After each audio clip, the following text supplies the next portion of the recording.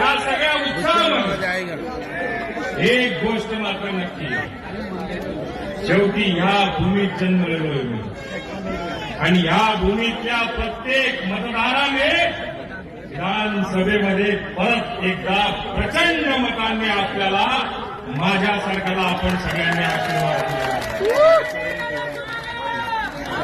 या सगळ्याच्या मध्ये आता मात्र आपली सगळ्यांची जबाबदारी वाढलेली।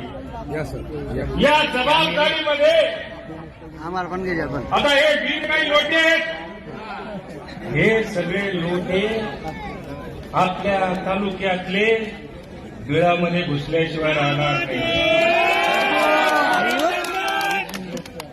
हे बिळात घुसलेले लोटे जे आहेत, काही काही बिळात घुसलेले नाग जे आहेत, ते आपल्यात राहतात, आपल्या जीवावर खातात, आपल्या तालुक्याच्या जीवावर पोट भरतात।